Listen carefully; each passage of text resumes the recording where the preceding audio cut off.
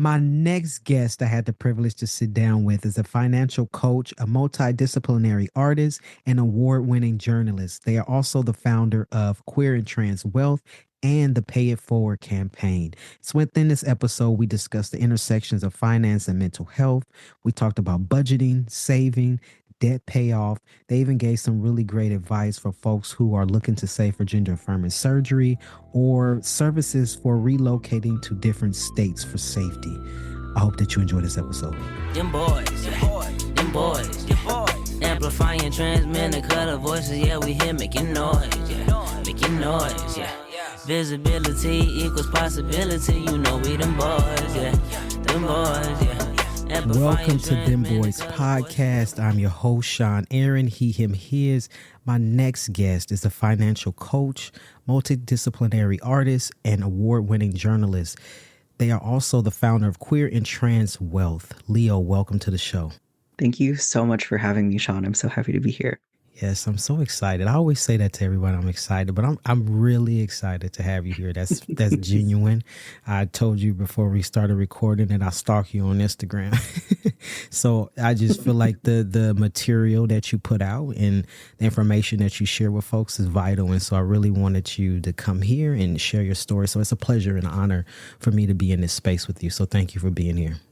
Yeah, thank you. Thank you for having me. Wow, that's so sweet. Thank you. Yeah. So you want to go ahead and introduce yourself for folks, name and pronouns? Yeah. My name is Leo Aquino. I use they or he pronouns. Yes. And so, Leo, where are you located? I am in Los Angeles. It's like near the end of November when we're recording this, and I'm I know I have no right to say this, but I'm cold. You have every right to say that because I live I live up north from you. So I'm in the East Bay, and it is cold. Oh, wow. For us in California, this little 50s and 40s, this got to go. This is cold. Yes. This is not it. Yeah. I want no parts of it. I'm not on the East Coast. I don't want this kind of weather. I don't like it. So I want to ask you, how did the name Leo, how did that choose you? Oh, yeah, thank you for that question. My grandma's name was Leonila. I have her name tattooed on my hand. And so actually for the longest time, if I would go somewhere and I would see like if there was like a restaurant or something called like Leo's something, like, oh, that's good luck. That's good luck. The things really came to a head. I think it was in 2019, and I was in Palm Springs, and I was going through like a real mental health moment plus a breakup. And my girlfriend at the time, she was allergic to my ex-girlfriend at the time. She was allergic to sushi. We broke up, and I was like, oh, cool. I can eat shellfish again. Like, let's go get sushi. And I kept going to the same restaurant over and over again to the point that the owner was like, who are you? And also here's like a little friends and family discount because you keep coming. You know? And so we started talking, and the chef was like, oh, my name is Leo. And I was like, oh, wow. I'm in the middle of this like crisis, and here's like a beam of like light and hope. Later on, I've moved to an apartment in Hollywood. And, it was 2020. And I knew, I was like, I know I need a new name. I don't know what it is yet, and, just going through it was a hard time. I was walking around my neighborhood, and I kept seeing these posters that said like missing cat, Leo. So during all of these instances, I was like, okay, every time I see this name, I just feel like, the ancestors are protecting me, right? And I was like, oh, I think this is my name. Like, I think it feels right. And I started telling some friends about it, and they're like, dude, just go to like a coffee shop or something and say your name is Leo and see how it feels. Like, it's not a big deal. Just try it out. So I did, and I was like, oh, this is my name. So, yeah. I love that. Is your grandmother still with us? She's not. Mm. Um, So that she was not here when you changed your name to Leo. she was not. Mm. So if to hold that name and it means something and to see it so many times, how does that feel to like hold that name in recognition of her as well? Well, it's really an honor, but also, I'm not gonna lie, it's a heavy responsibility because my grandmother, she really held it down for our family, right? Um, so she had 5 kids. It's a lot of kids. Yes. And yeah, so she ended up leaving her kids in the Philippines and then she worked here in the States. Um, and like sent back all of the money that she made basically to the kids, right? Um, she was undocumented for a long time, like while she was, sending all that money back. And I think, um, besides the sense of responsibility to her, like blood family, she was like in it with community, especially,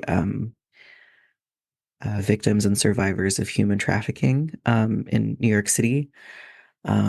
Yeah, she like I would hear these stories about her like after she passed where people would be like, "Oh, your grandma saved my life because I was on the train and I was in this, terrible situation and we just bonded because we're both Filipino." And then within the same train ride, she's like, "Oh, you could just come stay with me and like run away from that entire situation," basically, So she was just a really generous and like community oriented person. So while there's a lot of like honor and protection in the name, I also feel a sense of like, oh, if I take like the masculine version of her name, like I gotta step it up. Okay. So yeah, Do you feel in this moment that you're living up to that? I think so. Yeah. And knowing that, do you feel as if like your grandmother would be proud of you and where you are now in your life? Um, oh, Sean, I'm sorry. it's okay. Yeah, I think she would be. I think she'd be really proud. Hmm. And Thanks. sometimes, yeah, sometimes we hold a lot in our names, right? And sometimes folks say, "Oh, I just took the derivative from my birth name." But then when we take these names that hold so much power, right? We feel that obligation to live up to that, right? And I'm glad that you feel within yourself that she would be proud of you, and just knowing that if you honoring her and your steps, honoring and moving your steps is in honor of her in every step that you take. And so I want to ask you about your transition journey and how, what age were you or when did you have this sense of who you are now? Yeah. I will say in terms of masculinity, it took me a long time to arrive. But in terms of being non-binary, um, I feel like I've known this since like forever. You know, um, you know what? In my consciousness, I think it took me a long time to arrive at my masculinity, but like even when I was a baby, like I didn't grow any hair. So like everyone would be like, "Oh, it's a cute little boy." And my mom, she would make me wear these like hats with like fake braids attached to them. But I think from like since like I was a baby, I was like, "Oh yeah, I'm a boy." How old were you when your mom made you wear these hats? Oh, I mean, I was for sure like walking. So like, like maybe um when is it that you start walking? Like 1.5, 2 years old or something. Yeah, and I think it was until I was like maybe 5 or 6 that I didn't have much hair. And so I want to pivot a little bit because you said non-binary, and I like to ask folks because we all are different and we're not monolithic, and our journeys are not the same. And so identifying and being non-binary, what does that mean to you specifically? Yeah, to me, most days, I feel I am neither a man or a woman, right? I feel like I'm something else. And also, like, the world would be a lot easier if, the world would be a much happier place if we just allowed people to like embrace that third option, you know? Um, yeah. And a lot of times I'm like, I don't, I don't care to subscribe to like, this is what men are supposed to do and this is what women are supposed to do, you know? I also learned about, in indigenous Filipino cultures, the way that people dressed was not necessarily like you have to dress to appear as a man or a woman, you know. The way that you dress would be dictated by your job in the community. So, in my understanding, the people who did the most service for the community looked the flyest because you would get to like mix and match like different elements of like if you were a fisherman, you have to wear a certain outfit.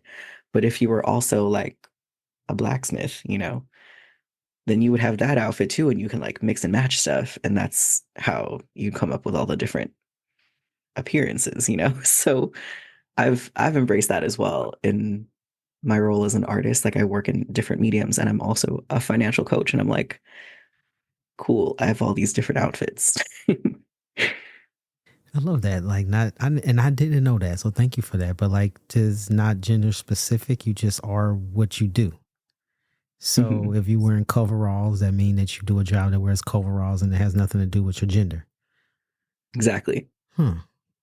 What would the Yeah. world be like if we did have that option to live and just be free to be who we are, that third option, as you put it? Like how would the world be? Do you have a vision of that, of what it would look like?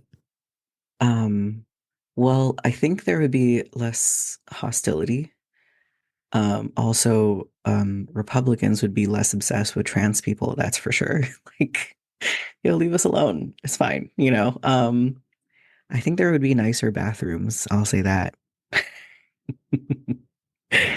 Um, yeah, and I think there would just be less pressure in general, you know, to perform. And you could just, you know, like I know, um, I mean, I have a lot of friends who are girls who are like, even if I'm not really feeling my best, I feel like I still have to do like a natural makeup look to like step out the door. And I'm like, why? You know, like I think you should just be able to be dressed down and in your sweats and like not have to worry. Like if that's how you're feeling that day, like why not? Yeah, if we were just left to exist, that's a lot of stress, right? If you're not feeling good internally or physically, but you have to put on for somebody else who really probably don't give a shit if you look one way or another. We hold other people's opinions and so with so much value, right? When we're willing to sacrifice our own well-being or to tear our own selves down just for somebody else's approval.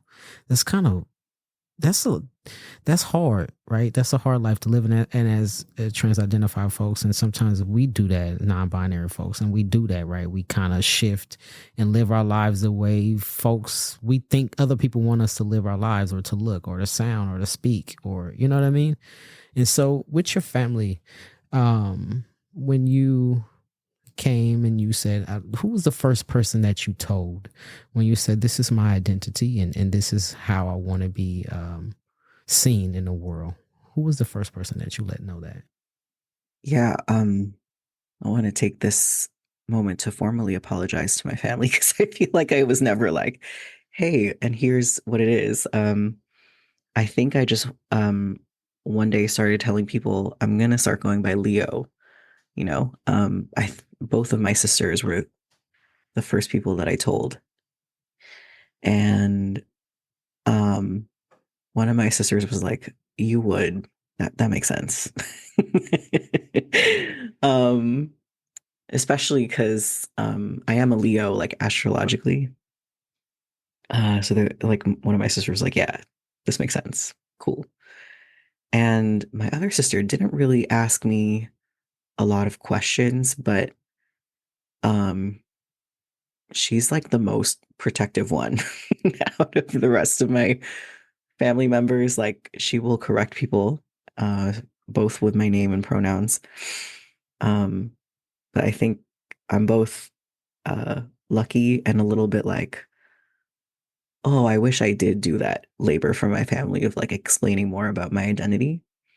I think in the moment I was just like, hey, name stuff. You'll get the rest later.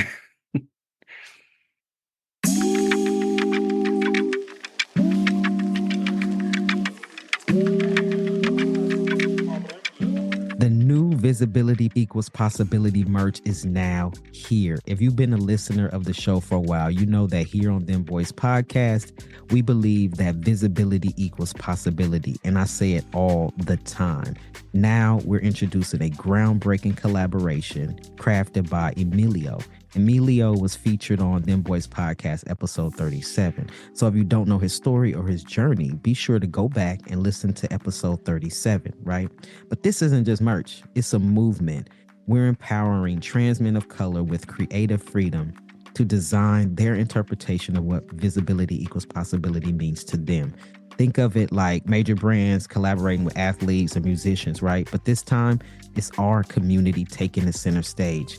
It's great to have trans men of color designing products that represents their community, my community, your community, and that folks feel proud to put on. So be sure to go to the website and check it out. Our website is dembois.org. That's DEMBOIS.org. Every purchase goes to support our vital programs. Do you feel like it's too late to go back and kind of revisit those conversations that you didn't have in the beginning? I don't think so. With my sisters especially, I think we're always going to be good, you know. My mom in particular though, I don't know what's going to happen with that one. I think I'm just going to let it rock on an as needed basis. And how is your relationship with your mother?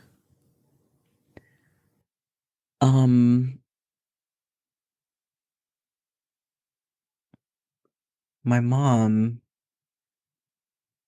well, first of all, she's the funniest person I know. Like her kind of comedy is just like, it's so funny and effortless. Like, I don't know, every time you're around her, you're just like cracking up, laughing because she's so funny.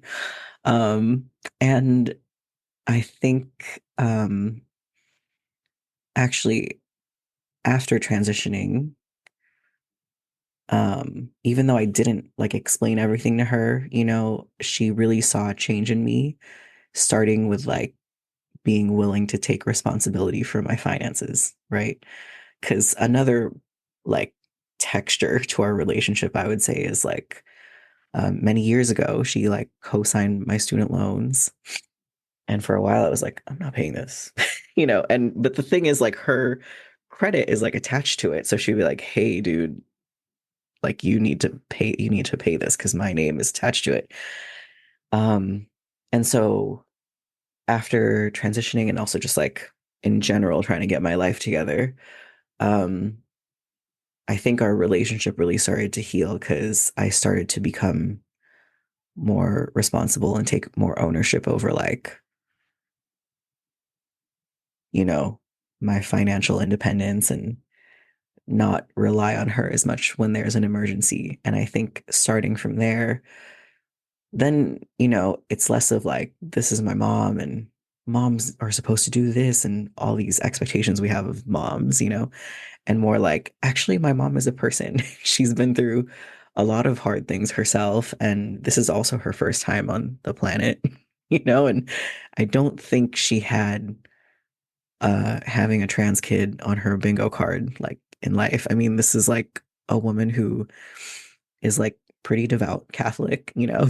So like, but I think she, I recognize like she's trying her best, she doesn't do everything perfectly, but um yeah, like we love each other a lot, and I think that that love and understanding, like I just accept that the gender stuff, like we might never get there, but on other like textures and layers of our relationship, like I know we got each other, so yeah. Yeah, thank you for sharing that. So it's kind of ironic that you say that you weren't good with your finances, but now you're the founder of Queer and Trans Wealth. And so how was that pivot from not being good and having your Yeah. mom pulling your coattail about paying your student loans to saying, "Hey, I want to tell folks first what is Queer and Trans Wealth?" Yeah, yeah. Well, Queer and Trans Wealth right now is a financial coaching service. We offer individual or group coaching. It's really like helping people with debt payoff and savings and um, you know, saving for retirement, kind of looking at your workplace benefits and trying to make some good choices about what to do with it. Um, for now, that's sort of what it is. But I think in the long run, I really want it to be this place where queer and trans stories about money live, you know?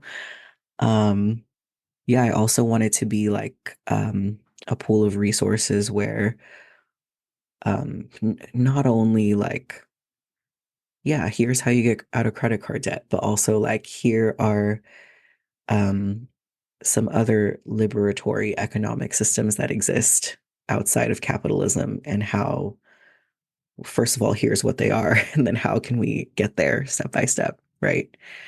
Um, so that's queer and trans wealth, and also like kind of the vision for it over time.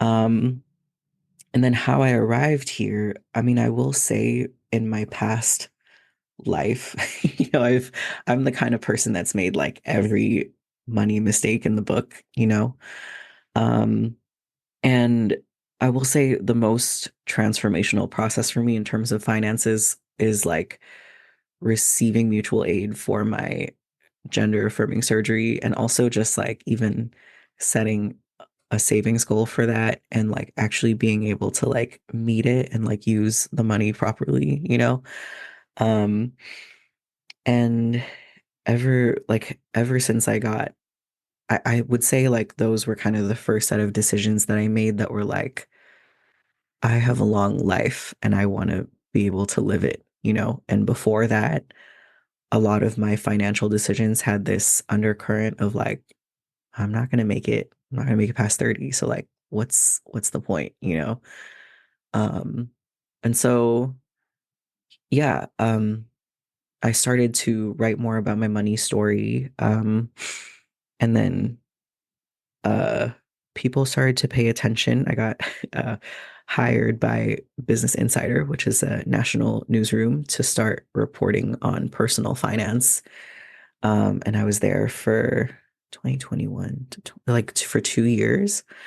Um, and like unexpectedly really fell in love with it. I mean, before that, I was like writing about sex and relationships, and I like to joke that it's like a lot easier to talk about anal beads than it is to like ask someone about their money, because like money is like so vulnerable, and it's like people have a lot of like shame and guilt around it. And so, yeah, during my time at Insider, I got to write stories about how policies like abortion access and anti-trans legislation and student loan forgiveness affected people on like a day to day. And I was like, oh, wow, like this is really deep. And I think there's a lot of service to be done in this area specifically for queer and trans folks. Cause like, not only do we not have the education, but we don't have like the like emotional coping skills to like deal with the like shitty hand we are dealt sometimes.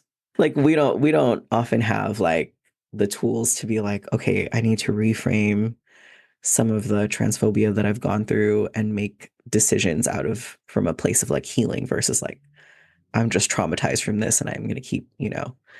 Um, trying to put a band-aid on a bullet wound by like buying, Panda Express or something when I could cook at home. You know what I mean? So like, um, yeah, that's sort of how I arrived in finance spaces, and I'm just really happy to be here. I feel like I found like this is where I'm supposed to be of service in the world. So yeah. I'm so glad you learned that lesson.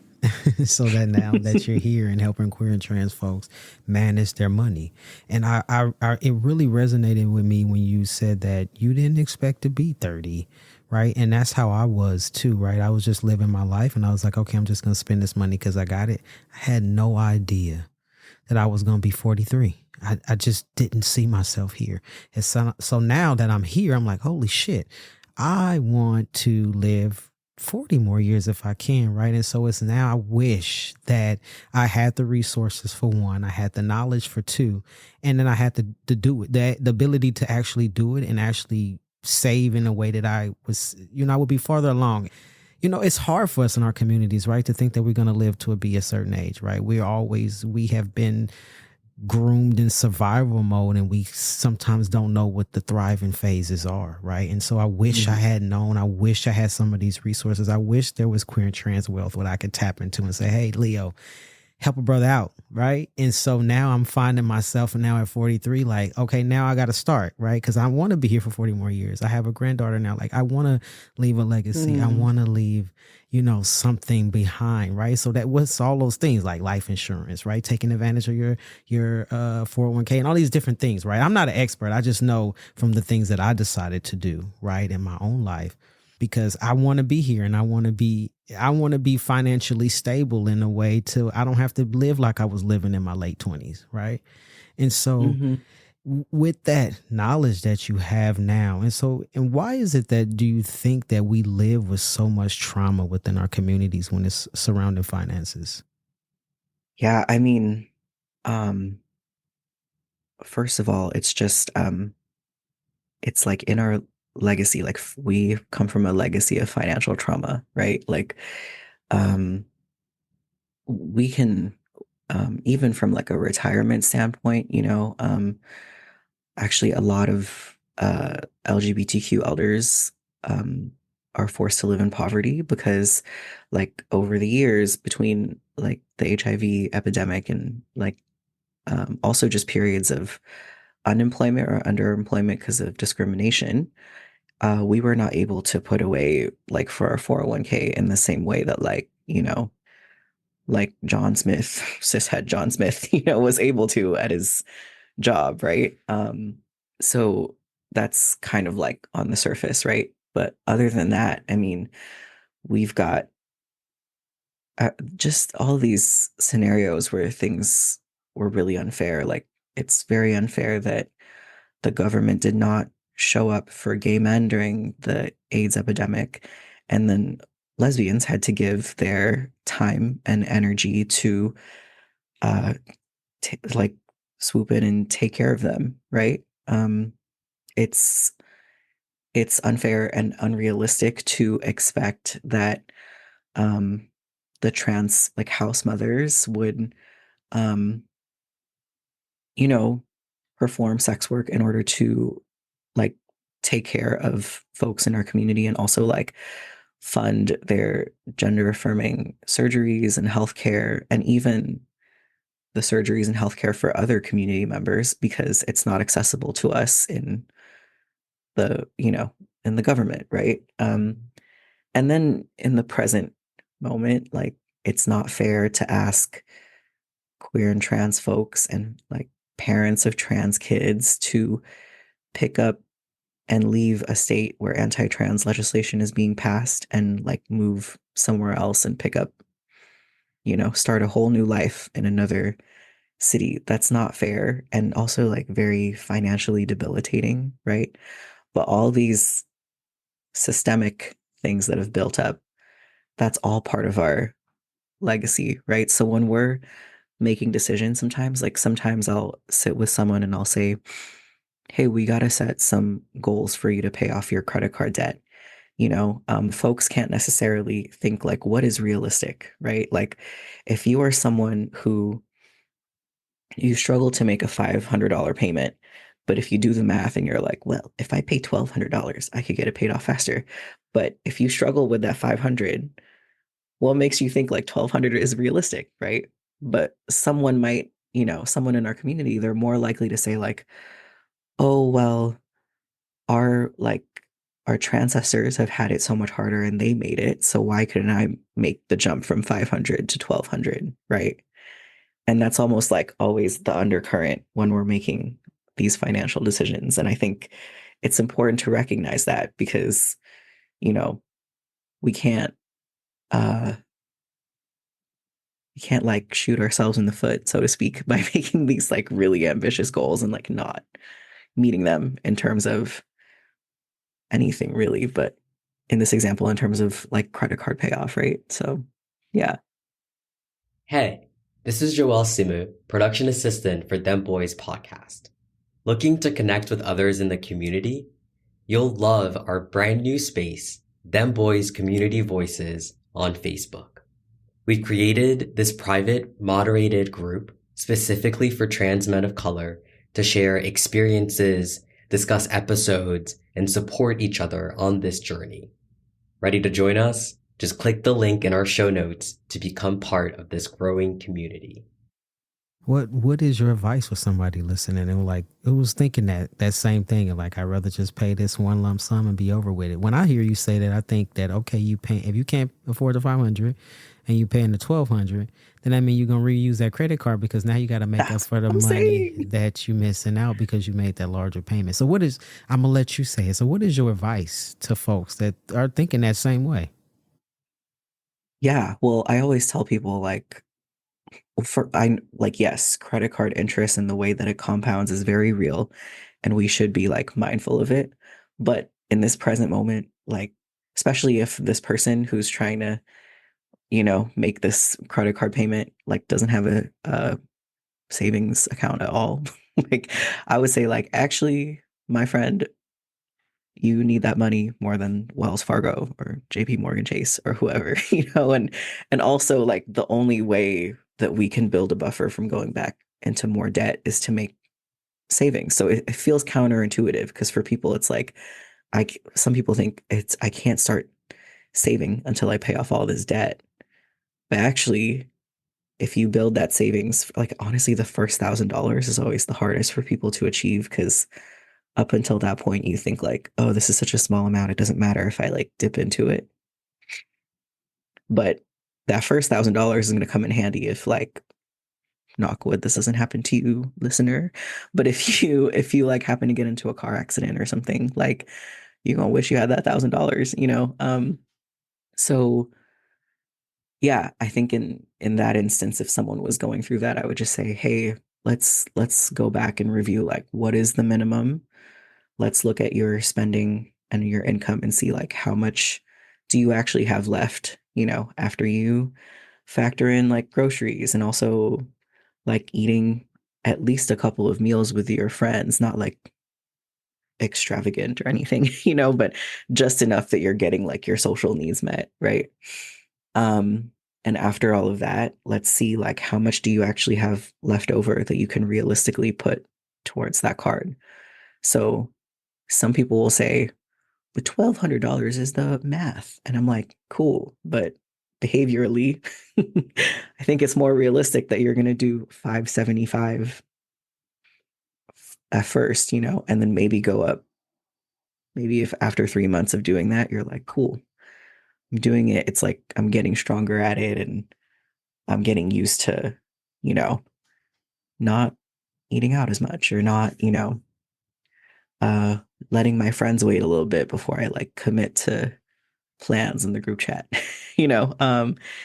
and yeah. And then after you get used to increasing from 500 to 575, you're like, okay, cool. Maybe I can go up to 625.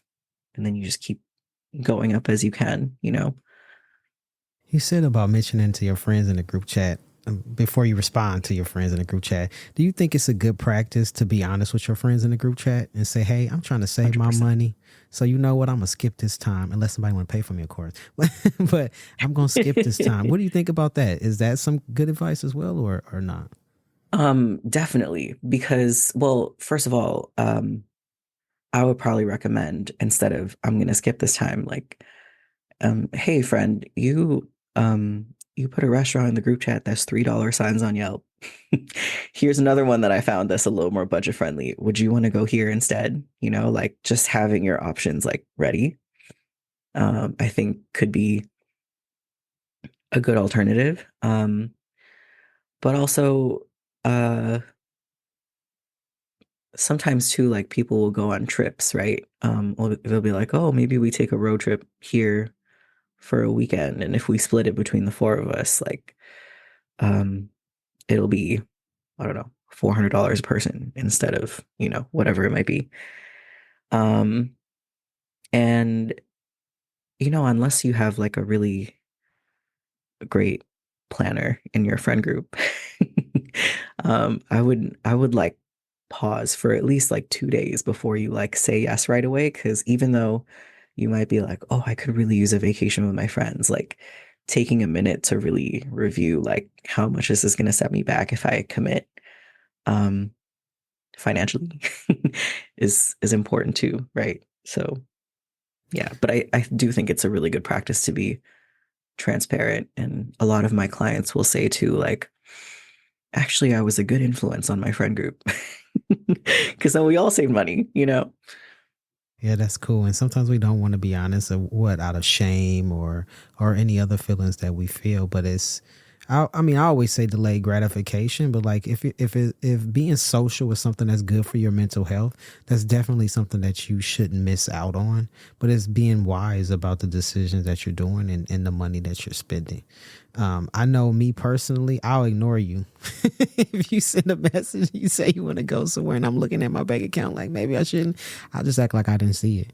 And then you be like, damn, did you read my text? Oh, I forgot to respond.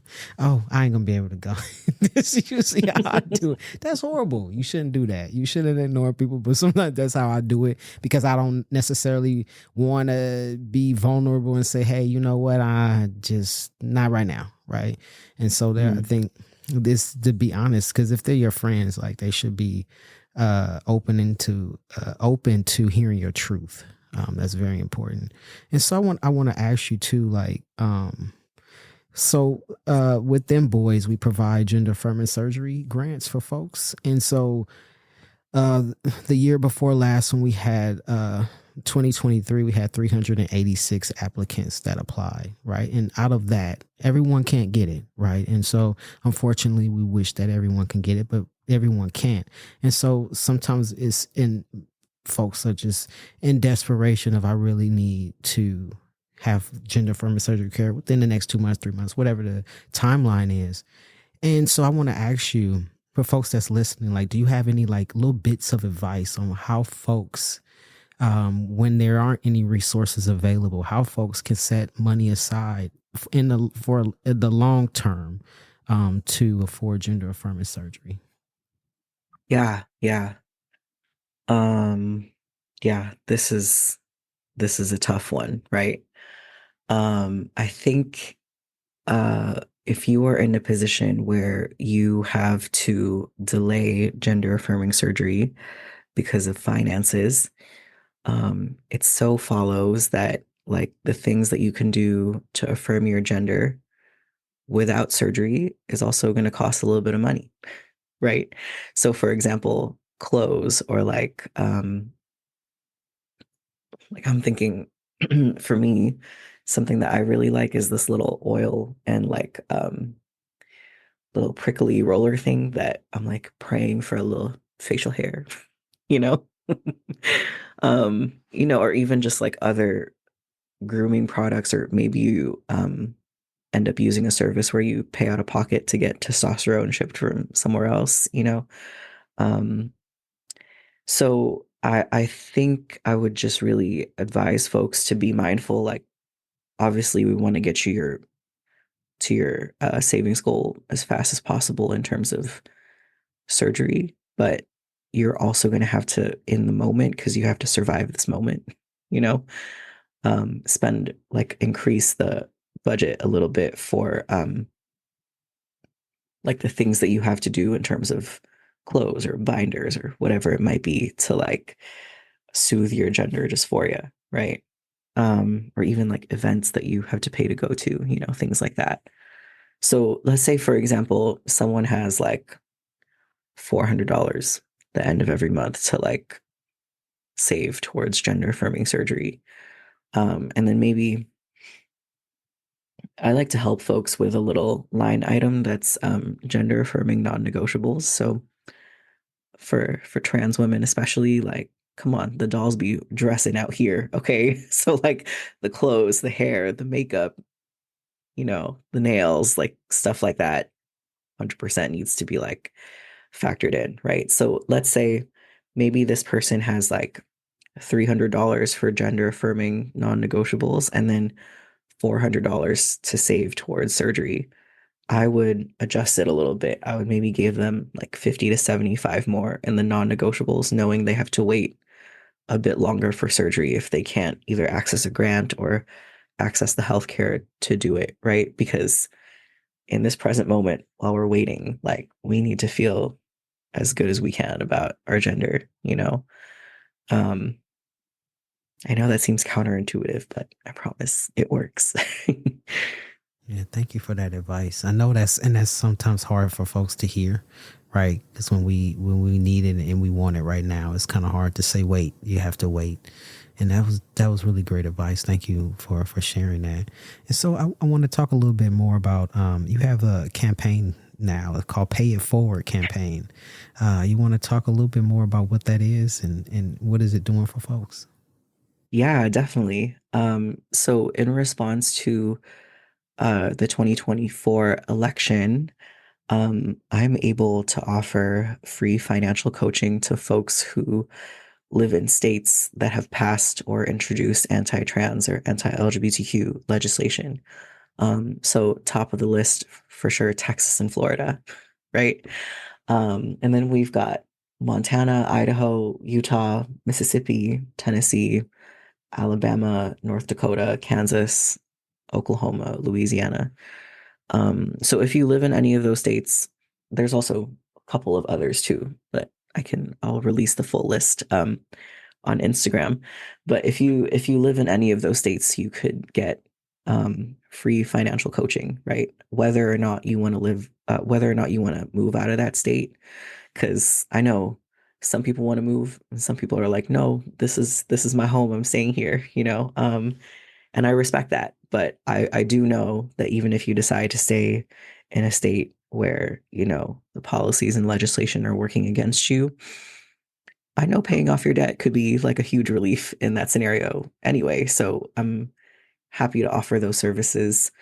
But yeah, the only way that I'm able to offer these sessions is if other folks in community and also accomplices, allies are donating on the back end for me to be able to cover like my hourly rate to then give the services, right? So it's pretty cool. Applications are rolling through the end of December 2025.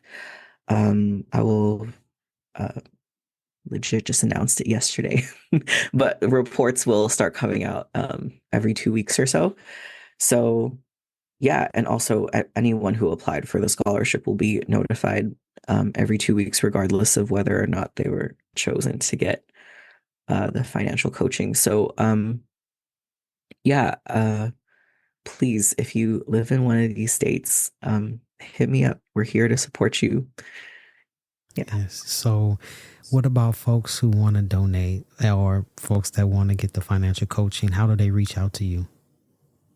Yeah, you can find me on Instagram at Queer and Trans Wealth. I'm also on Substack at Queer and Trans Wealth, and then you can go to queerandtranswealth.org to book your sessions, or also to find the Pay It Forward Fund and to pay forward. Yes, I love that. That's such a good program. And just even for folks that are able, right, and who are financially able to do so, there are folks that want to be on that level and want to get their things together, right? And so if you have the means, just to donate, just so folks can get these services, right? Because we all want to be, and it's intrinsically linked to mental health. If your money ain't right, your mental Yes. health ain't right.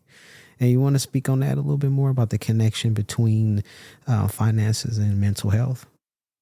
When it comes to the relationship between money and mental health, and if you've sort of been in a cycle for a while of not having enough money and also your mental health being like in a bad place, sometimes it feels like, is it the chicken or the egg? Like, which one is it? Did I get to this position because this financial position because my mental health, I was struggling, or um, am I struggling with my mental health because I'm in this position, right? And um, I think that people who have less discretionary income, right, like a little less money to spend every month, we're just in this place where it feels like we can't make mistakes, or we can't fuck it up. We can't have a bad day where you just like overspend on something, because that's the difference between paying your electric bill or not that month, right? Versus people who maybe have inherited wealth, like Mr. Moneybags over here, like it's okay for them to go on like a shopping spree, like just out of like, oh, I'm having a bad day, and then nothing bad happens because they have more than enough to like cover their needs, right? So to a certain extent, it is the way that capitalism and wealth inequality works in our world that causes a lot of these mental health issues. And on the other hand, certain mental health diagnoses do cause folks to be in a certain financial situation, right? Because some of my clients who have ADHD, it's like they just if they're not checking those balances on those cards every day, they just forget it's there, you know? Me personally, I'm bipolar, so like I know already, because I've been in my therapy journey a long time, like impulsive spending is part of my, you know, part of my pattern, right? So it's like I love to move to a new city. It's expensive, but like we can't be doing that every couple of months. That's not realistic, right? But I found out like that impulse in itself is not necessarily wrong. The financial repercussions are gonna hurt me in the long run, but like uh the underlying need is like, I want to do something exciting and adventurous with people I've never met before. Cool. Is there something we could do within my budget that could like meet that need, right? And then maybe I'll find, oh, I have an entertainment budget. I have like $100 left in it. I've never tried axe throwing. Maybe I could do that instead of like moving to Paris tomorrow or something, like, so to a certain extent, it's also like how our brains are wired will affect how we spend money, right? I try to stay away from like saying things like, well, having $100,000 fall in my lap would like solve all my mental health problems. Because I have seen clients who are like, yeah, I came into an inheritance, or like my income doubled or tripled, and uh you know better income, same old shit. you know so like how like the money falling out of the sky is not always like the answer. So yeah, it's a complicated one. It's very chicken and egg. Yeah, it is. I always wish that. I know when I was a kid, I used to wish I could just walk down the street and find a bag full of money. What would I what would I do? But then also, if you don't have a plan and a strategy of what to do when you don't have money, Yeah. when you get money, you're not gonna know what to do. Exactly. So Yeah. it's about building that brain muscle of how to manage your money, how to save, how to do have certain habits. And so that when you do get that bag of money or the money fall in your lap, however it falls in your lap, that you have a plan for it and you know what to do with it. And so that you don't be looking up 6 months later and you have nothing. Right. And so, exactly. and I'm not the expert, you are. And so I'm just dropping my little knowledge of, just experience really, and how I know and how I've seen things happen to different folks. And so I appreciate you for sharing your knowledge. And I hope that folks listening will, that are able to help the campaign pay it forward, and for folks that can take advantage of it to be able to reach out to you and take advantage of that. Leo, thank you for offering that service. And thank you. Really, the big thank you goes to you getting it together so that you can be this person, right? I feel like this universe has a place for all of us. And when we listen and do what we're supposed to do and answer that calling, and then things like this come from it, right? And so you're in that position to where you gotten it together for yourself, and so that you're helping more people. And so I love that. I just love it. So thank you for doing that work. I appreciate it. And folks that are benefiting from it, I'm sure appreciate it as well, right? And in our communities, we don't get that knowledge and teaching on money and wealth, right? Because we're just surviving. Like we said earlier, right? We just surviving. Mama didn't teach me that. Grandma didn't teach me that, because they were surviving too. They was just, my mom always say, robbing Peter to pay Paul, right? And then my mom would say, well, Peter and Paul ain't got nothing, right? So I don't know what we gonna do, right? And so I grew up knowing what the word no meant, because we didn't have it, and just knowing that some things we just can't have. We got what we need, but we have nothing that we really want, right? And so I just have this thought of like, if we start to have these conversations and build on this, we have something that we can pass down later on to our folks, to our youth, to our grandchildren, for those who have them, right? And so wanting to have that, right? I know my grandmother in our family was always the person with the money. It was one thing my grandmother always taught me, and she was like, don't be poor and have bad credit. Because if you need something, you want to be able to go get it. And so my grandmother was always the person in the family with the money. So you want to borrow money? Go ask grandma, right? You need something? Go ask grandma, right? And so I don't even really think that my grandma really had it, but she made a way, right? And so I want to be that for my family as I age. And so, yeah, thank you so much. Hey, this is Jackal from Stealth, a Transmasculine podcast. Join me and my co-host Kai as we interviewed transmasculine elders about their experience growing into their authentic selves. The term stealth highlights two important facts. That one, for our generation, we were often told to hide our past and live an underground existence. And that due to that, our stories are very often overlooked. Throughout our lives, each of us has had to navigate issues of disclosure, which have impacted us in many ways. We also have a member section where you'll get to hear some amazing transmasculine history, from Black jazz musicians to Mexican revolutionaries. We hope you join us for season 5 as we continue to emphasize that transmasculine folk have always been here and that we will continue to be here. Be sure to check out our website, transmasculinepodcast.com. And so this is the part of the show where I love to ask my guests a random question. I have a list of questions here that is slowly growing, and I'm on 60 questions now. What I'm doing differently now, though, is I want you to take one and then leave one. And so you answer one question and then leave one for a future guest to answer. Okay, bet. 33. So this question number 33 is, what is your favorite movie? Oh, this came out about a year ago. It's called Past Lives. Wait a minute. This is deja vu, okay? Because today I interviewed 2 other people before you, and the first person that I interviewed today picked number 33, and that was the movie that they said. I'm not even kidding you. Yes.